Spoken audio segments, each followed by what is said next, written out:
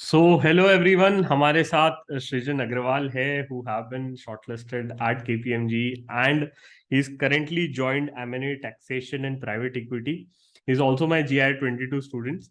तो सबसे पहले यार सृजन भाई, ढेर सारी बधाइयां आपको, right? And you have able to crack one of the niche profile interview M and A taxation and private equity. तो सबसे पहले सृजन यार, कॉन्ग्रेचुलेशन। कैसा लग रहा है भाई जॉब लगने का, ये बताओ। Thank you sir. पहली बात तो गाइडेंस के लिए बहुत थैंक यू। और मजा आ रही है सर, अभी तो ज्वाइन हुआ है, ट्रेनिंग्स हुई हैं, बाकी अभी धीरे धीरे आइडिया होगा कि क्या है प्रोफाइल, क्या कराते हैं क्या नहीं कराते हैं। और हमेशा से आपको पता भी था, आपसे बात भी हुई थी कि जाना ही है एमएनडे में, है ना। राइट। और टैक्सेशन भी पसंद ही है। तो अभी तो खैर मजा आ रही है, अभी तो नई नई ज्वाइन किया है, तो थोड़ा सा नर्वसनेस भी है, लेकिन साथ में ये भी है कि हाँ हो जाएगा, कर लेंगे किसी तरह। Right right right right right. तो ग्रेट यार, काफी सारे जो स्टूडेंट्स है यार, they need a guidance regarding कि कैसे इंटरव्यू होते हैं, क्या प्रोसीजर होता है, कैसे आपने अप्लाई किया। तो सबसे पहला स्टेप यार, since you got a job, right, तो फर्स्ट स्टेप यार, आपने अप्लाई कैसे किया? How did you able to find out कि यार कि मेरे को इस कंपनी में जाना है, और how did you approach to this company?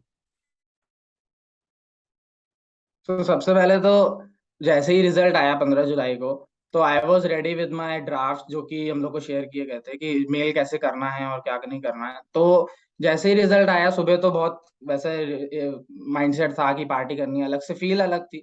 But शाम को I was ready with my mails और लिंक्डइन पे, और क्या कहते हैं, जो भी पोस्ट डालता है एचआर वगैरह, जैसे कनेक्ट करते हैं उससे, और क्या कहते हैं, वो मेल भेजता है, जो जो उसमें मेल मेंशन होता है, उसमें तुरंत मेल डाल दिया, इंस्टेड ऑफ थिंकिंग कि भाई मेल पहुंचेगा कि नहीं, क्या होगा, मेल करूं भी ना करूं।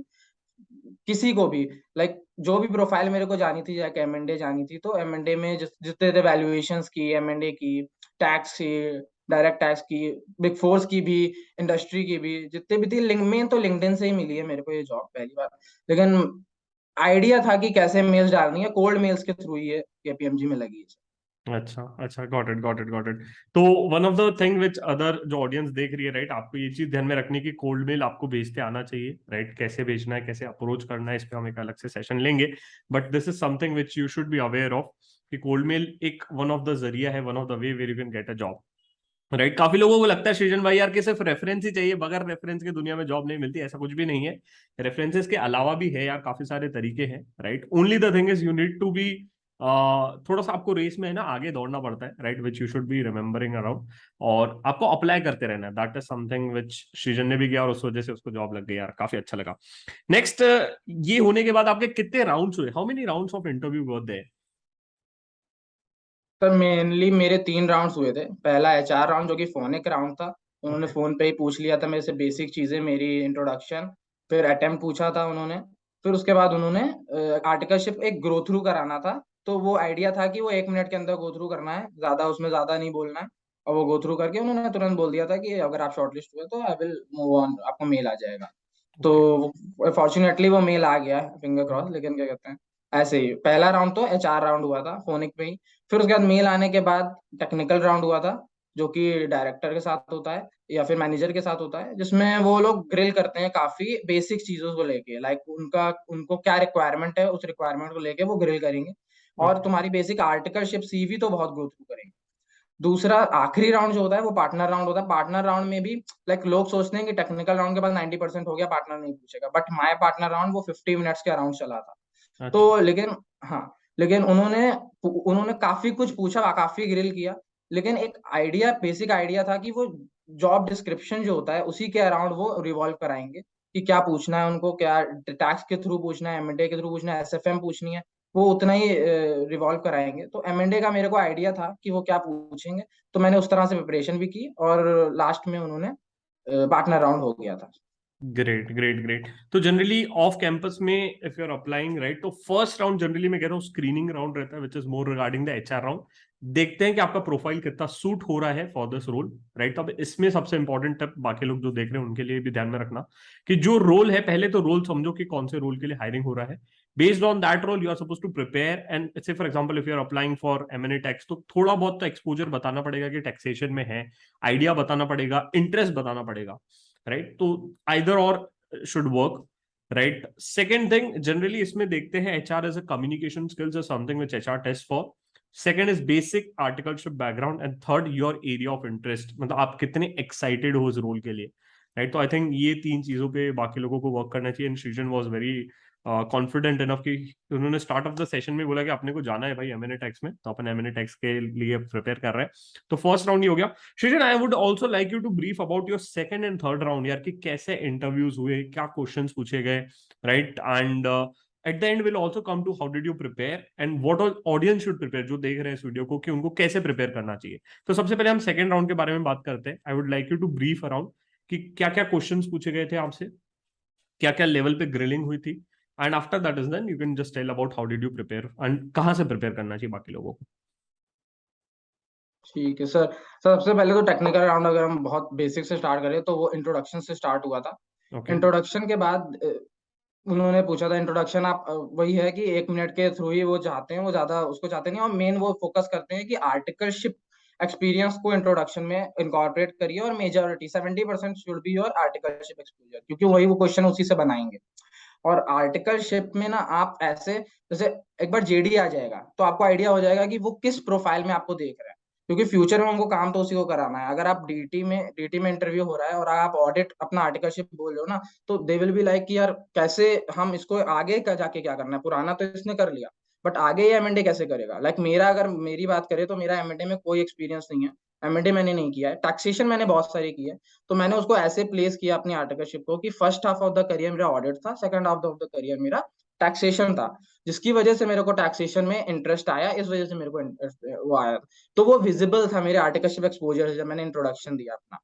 फिर उसके बाद उन्होंने बेसिक बेसिक वो सीधे डेप पे आ गए कि डेप क्या होता है, डेप किस पे लगता है, कितने ब्लॉक ऑफ एसेट होते हैं, कैसे लगता है। तो मैंने फिर, लेकिन इतना है कि डेप अगर उन्होंने पूछा है ना, तो आप मेक श्योर करो कि आप ज्यादा बोलो। लाइक अगर आप उन्होंने पूछा डेप, तो मैंने डेप का सेक्शन भी कोट किया कि सेक्शन 32 सबसेक्शन 1 ऐसे करके होता है। फिर उसके बाद मैंने एडिशनल डेप भी बोला कि 2 तरह के डेप होते हैं, एक डेप एक एडिशनल डेप। फिर उसके बाद उसका रेट्स बोले, ब्लॉक ऑफ एसेट कितने होते हैं वो बोले, सब सारे काउंट किए। 4 ब्लॉक ऑफ एसेट होते हैं तो सारे काउंट किए। फिर उसके बाद उन्होंने मेरे से एक क्वेश्चन पूछा कि गुडविल पे डेप लगता है कि नहीं। ओके। अब यहाँ पे ना मैं थोड़ा सा इंटेंजिबल्स पे तो डेप लगता है, बट मेरे को गुडविल उन्होंने स्ट्रेट बोल दिया था, तो आइडिया इतना याद नहीं आया, बट मैंने ऐसे ही वाइल्ड गेस मारा कि नहीं लगता होगा, क्योंकि गुडविल पे डेप नहीं लगता। तो इस वजह से मैंने, लेकिन वो फॉर्चुनेटली सही हो गया इंटरव्यू के बाद। तो कभी कभी मेरे को ये कहना है कि क्वेश्चन कभी कभी क्या होता है ना, कि सामने वाला ऐसा पूछ लेता है कि यू जस्ट ब्लैक आउट, लेकिन तुक्के थोड़ा बहुत इधर उधर चलता है, 50% चांसेस राइट होने के तब भी थे। फिर उन्होंने गार पूछा उन्होंने मेरे से, जनरल एंटी अवॉइडेंस रूल। अब उसमें क्या होता है कि उन्होंने सिर्फ पूछा व्हाट इज गार। अब ओके। जरूरी नहीं है कि गार में आप सिर्फ गार बोल के खत्म करो। शुरुआत करो कि भाई गार टैक्स अवॉइडेंस क्या होती है, टैक्स प्लानिंग क्या होती है, टैक्स इवेजन क्या होती है। फिर गार किससे रिलेट कर रहा है, लाइक गार टैक्स अवॉइडेंस से रिलेट कर रहा है। तो टैक्स अवॉइडेंस में अब उसके बाद गार को एक्सप्रेस कराओ कि गार जो है वो गवर्नमेंट ऑफ इंडिया या फिर कोई भी अथॉरिटी इम्पोज कर सकती है to avoid the curbing of tax. तो ऐसे करके बता सकते हैं। और फिर उसके बाद गार के साथ मैंने सार भी बताया कि स्पेसिफिक एंटी अवॉइडेंस रूल्स क्या होते हैं, जो कि पूरा हमारा इनकम टैक्स है। तो क्वेश्चन वो स्पेसिफिक पूछेंगे, बट आपको कितनी नॉलेज है उनको एकदम लेमैन की तरह समझाना है। वो आपसे सीनियर है, उन्हें उन्हें भी पता है कि उनको ज्यादा आता है, बट एक बार आप उनको एक्सप्लेन कर दोगे ना, तो उनको आधी आइडिया होगा कि हमको तो आता है बट आपको भी आता है। तो ये तो मेरा ये क्वेश्चन पूछा था। अब क्या था ना, इसमें ना जीआईआर करने के बाद फॉर्चुनेटली हम लोग को आइडिया था कि कैसे इंटरव्यू को प्लेस करना है। तो मैं लास्ट में एक हिंट छोड़ता चला जा रहा था कि मेरे को ट्रस्ट आता है। हर क्वेश्चन के बाद मेरा एक हिंट था कि मेरे को ट्रस्ट आता है, क्योंकि मैं हर क्वेश्चन को डेप को मैं ट्रस्ट से रिलेट करा रहा था कि मेरे ट्रस्ट में डेप में ये हुआ था, मेरे गार में डेप में ये हुआ था, ट्रस्ट में ये हुआ था। तो ही वाज लाइक वेरी वो इंटरेस्टेड कि भाई ट्रस्ट क्यों इतना आ रहा है इसके में। तो he asked me straight forward कि ट्रस्ट क्या होता है। और ट्रस्ट मैंने बहुत अच्छे से किया था, लाइक टैक्स प्लानिंग भी की थी, उसका रजिस्ट्रेशन भी किया था और पूरा कंसल्टेंसी प्रोवाइड करी थी। तो मेरे को पूरा शॉर्ट शॉर्ट 100% आता था। तो मैं वो उस तरह से कॉन्फिडेंटली ट्रस्ट को ले गया और मेरा 20-25 मिनट ट्रस्ट चल गया। और he was able to understand कि भाई इसको बहुत अच्छे से ट्रस्ट आता है। लाइक सेक्शन 11 से लेके 11 सेक्शन 2 से लेके 5 तक मैंने सारे गिनवा दिए और अपनी सारी नॉलेज उनको दे दी। फिर लास्ट में क्वेश्चन उन्होंने एंड ऐसे किया कि कैपिटल गेन पे क्या टैक्स लगता है, कैपिटल गेन क्या होता है। उन्होंने पूछा कैपिटल गेन में फेयर वैल्यू कंसिडरेशन क्या होती है, इंडेक्सेशन क्या होता है ना, बचा कैसे सकते हैं कैपिटल गेन टैक्स, है ना, तो ये सब पूछा। तो सेकंड राउंड टेक्निकल ये चला, ऐसे पूरा चला, ग्रिलिंग बहुत कायदे से हुई थी। फिर ओके। उसके बाद पार्टनर राउंड की अगर हम लोग बात करें, तो पार्टनर राउंड में पहले तो वही इंट्रोड्यूस योरसेल्फ चला था। इंट्रोड्यूस योरसेल्फ में वही मैंने कहा फिर से कि 70% मैंने अपना सीवी रखा था डीटी के थ्रू, और आर्टिकलशिप भी रखा है, लेकिन डीटी भी रखा 70%, क्योंकि मेरे को पता था कि यहाँ डीटी से काम बनेगा, यहाँ उससे काम नहीं। एमएनडे में भी डीटी, मेरी प्रोफाइल है एमएनडे डीटी, एमएनडे टैक्स एंड प्राइवेट इक्विटी है, तो ऐसे करना था। फिर उसके बाद जब उन्होंने क्वेश्चंस चालू किए इंट्रोड्यूस योरसेल्फ के बाद, तो मैंने वहीं से ट्रस्ट बोल दिया था कि मैंने ट्रस्ट में बहुत सारा काम किया हुआ है आर्टिकलशिप में। तो वहां वो उन्होंने ट्रस्ट मेरा कर दिया कि ट्रस्ट बताओ क्या होता है। तो मैंने लंबा ट्रस्ट उसको 20-25 मिनट खींच दिया कि ट्रस्ट में डोनेशन। तो उनके क्वेश्चन भी बहुत सारे आए कि अगर क्या कहते हैं कॉर्पस डोनेशन, अगर मेरे पास कोई कॉर्पस डोनेशन है तो मैं दूसरे को दे सकता हूँ कि नहीं दे सकता हूँ, और फर्दर क्वेश्चंस थे, काफी सारे क्वेश्चंस थे। तो मेन तो यही है कहना कि सीवी जो है वो डीटी के थ्रू बनाइए, और डीटी में भी एक एक नीश बनाइए कि हाँ हमको ये तो 100% आता है, अच्छे से नॉलेज आता है। 100% होनी चाहिए। हम्म। फिर उसके बाद उन्होंने सेकंड क्वेश्चन पूछा, वो उनसे रिलेटेड था, लाइक ओके। उनके एमएनडे प्रोफाइल से, कि सेक्शन 47 में कौन से कैपिटल ट्रांसफर ही नहीं होते हैं। Okay. Like what are the capital transfer that are not considered as capital transfer in income tax act. Got it. तो वो सेक्शन 47 था, तो मैंने वो बता दिया। उसमें भी मैंने ये नहीं बताया कि गिफ्ट दे दिया तो वो कैपिटल ट्रांसफर नहीं माना जाएगा, वो फायदा नहीं है उसको बोलने से, उनको वो चाहिए नहीं। उनको चाहिए कि अमेलगमेशन में जो अमेलगमेशन जो ट्रांसफर कर रहे हैं, तो वो बताइए कि अमेलगमेशन कब कैपिटल ट्रांसफर नहीं माना जाएगा, डीमर्जर कब कैपिटल ट्रांसफर नहीं माना जाएगा। तो मैंने वो बता दिया कि जब 3 कंडीशन होती हैं जब अमेलगमेशन होता है, अगर तीनों कंडीशन फुलफिल हो जाती हैं तो वो कैपिटल ट्रांसफर नहीं माना जाता। अगर इसका आंसर दें तो ऐसे होता है कि सारी एसेट्स ट्रांसफर हो जानी चाहिए 100%, सारी लायबिलिटीज ट्रांसफर हो जानी चाहिए, और 25% of the share holding transfer हो जानी चाहिए। राइट। ठीक है ना, और फिर उसको भी 3 साल तक होल्ड करना पड़ेगा, नहीं तो फिर वो गलत दिखेगा, तो मतलब उसको फिर टैक्सेशन हो जाएगा बाद में।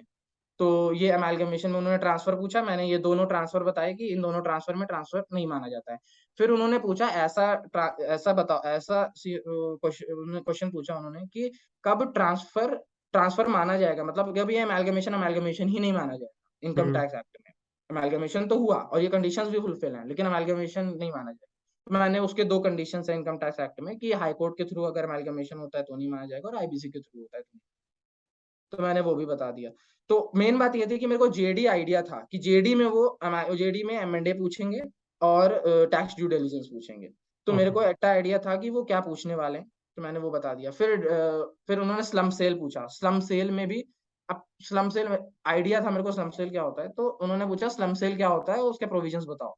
तो ओके। फिर मैंने स्लम सेल को एकदम नीश से शुरू किया कि अंडरटेकिंग क्या होती है, एक अंडरटेकिंग जब दूसरी अंडरटेकिंग में को ट्रांसफर होती है पूरा एज अ होल, तो फिर वो स्लम सेल मानी जाती है। फिर उन्होंने कहा कि एफवीसी कैसे कैलकुलेट करेंगे, तो मैंने कहा सर मैम जो भी सेल कंसिडरेशन होगी उसको एफवीसी मानेंगे, यानी फेयर वैल्यू ऑफ कंसिडरेशन मानेंगे। फिर उन्होंने कहा कि स्लम सेल में सबसे जो मेन पॉइंट होता है वो आता है नेटवर्थ कैलकुलेट करने में, क्योंकि जो हम्म। Fair value of consideration minus net worth is equal to capital gain. तो नेटवर्थ कैसे निकालेंगे, तो मैंने कहा कि सर मैम 3 तरह के एसेट होते हैं। पहले बात तो 35 वाले एसेट जिसका 100% रिडक्शन ले चुके हैं, तो उसकी 0 लेंगे। डेप्रिशिएबल एसेट होते हैं जिसका हम लोग डब्ल्यूडीवी लेंगे 43.6 वाली। फिर एक होते हैं नॉन डेप्रिशिएबल एसेट, उसकी बुक वैल्यू लेंगे, माइनस लायबिलिटीज, लायबिलिटीज की बुक वैल्यू, और फिर ऐसे नेटवर्थ आ जाएगी, नेटवर्थ माइनस एफवीसी कैपिटल गेन आ जाएगी। फिर उन्होंने कहा कि इसका टैक्स बताओ। हम्म। तो मैंने कहा कि मैम सेक्शन अगर ये अब अंडरटेकिंग भी अब अगर लॉन्ग टर्म है यानी 36 मंथ से ऊपर है, तब लॉन्ग टर्म कैपिटल गेन लगेगा, और उससे नीचे है तो फिर शॉर्ट टर्म कैपिटल गेन लगेगा। तो ऐसे करके क्वेश्चंस पूछे थे मेरे से, और मैंने उसको ऐसे आंसर किया था, बिल्कुल सेम ऐसे एकदम सेम मेथड से मैंने बताया कैसे मैंने आंसर किया था। Got it, got it, got it, got it. तो सृजन भाई, since lot of students are preparing, जो इस वीडियो को देख रहे हैं वो M&A टैक्स प्रोफाइल के लिए बहुत इंटरेस्टेड है इन प्राइवेट इक्विटी साइड, तो can you help them out कि क्या what are the basic things which they need to prepare, और सम ऑफ द लिस्ट कि यार एटलीस्ट आप ये 10 चीजें लिख लो, एटलीस्ट इतना तो पढ़ के ही जाना, राइट, सो दैट उनका भी बेनिफिट हो जाएगा। ठीक है सर। सर पहले तो सबसे पहले तो कॉल आते ही उनसे जेडी मांग लेनी है कि जॉब डिस्क्रिप्शन क्या है, किस बेस प्रोफाइल के लिए ले रहे हैं, क्योंकि उस हम्म। प्रोफाइल का आगे काम करना है और उनको वही प्रोफाइल चाहिए, और कुछ चाहिए भी नहीं, ऑडिट नहीं चाहिए उनको, इनडायरेक्ट टैक्स नहीं चाहिए अगर हम लोग एमएनडी टैक्स में जा रहे हैं तो। फर्दर जेडी में जो दिया है वो तो प्रिपेयर करना ही है, यानी कि अगर मैं एमएनडी टैक्स की बात करूँ तो एमएनडी टैक्स में 47 प्रिपेयर करना ही करना है, यानी अमेलगमेशन डीमर्जर करना ही करना है, ओके। कैपिटल गेन करना ही करना है, ओके। अदर सोर्सेज करना ही करना है। कैपिटल गेन कैसे एग्जाम्प्ट होगा, एक क्वेश्चन पूछा था मेरे से कि कैपिटल गेन कैसे एग्जाम्प्ट होगा, तो वो सेक्शन 54 सीरीज पूरी प्रिपेयर करनी ही करनी है। ठीक है, प्लस थोड़ा सा बेसिक ऑफ टैक्स यानी कि पीजीबीपी थोड़ा सा बेसिक आना चाहिए।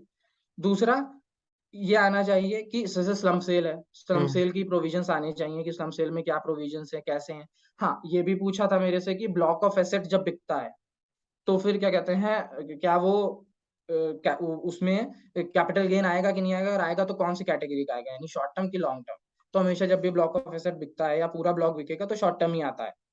लेकिन ये आइडिया वहां पे क्लिक नहीं करता क्योंकि नर्वस सिचुएशन बहुत होती है। तो इस वजह से ये चीजें बेसिक बेसिक अगर मैं कहूँ तो पूरा एमएनडे के लिए सेक्शन 47 यानी अमेलगमेशन डीमर्जर के प्रोविजंस, स्लम सेल और अपनी सीवी बहुत थरो होनी चाहिए। सीवी में टीटी पार्ट, अगर आप मेरी सीवी देखो, आपसे शेयर भी कर दूंगा, अगर आप मेरी सीवी देखो, मेरी सीवी में शायद 10 to 12 लाइंस ऑडिट की कंसल्टेंसी की हैं और 3 लाइंस डीटी की हैं केवल।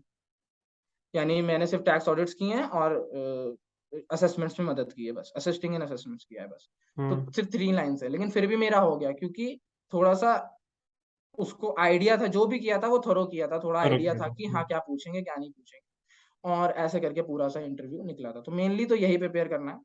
अगर समरी दूं तो सेक्शन 47 अमेलगमेशन डीमर्जर और कैपिटल गेन और स्लम से और पीजीबीपी के basics.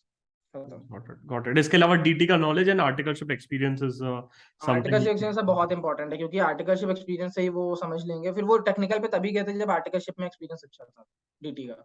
got it and one more thing to add on, your resume में जो भी पॉइंट लिख रहे हैं should be sacrosanct, you should be aware of all the things which you are writing in a resume। ऐसे हवाबाजी में नहीं लिखना है, right. It should be unique, मतलब आपके खुद के होना चाहिए, ऐसा नहीं होना चाहिए कि it should be copy pasted from someone else, and it should be sacrosanct enough, right. तो सृजन, बिफोर वी कंक्लूड यार, लास्ट कुछ ऐसे प्रो टिप बता दो यार बच्चों को कि यार फटाफट सिलेक्शन हो जाए उनका और हम लोग को पार्टी मिल जाए यार। सर सबसे पहले तो यही कहूंगा कि अभी भी लेट नहीं हुई है।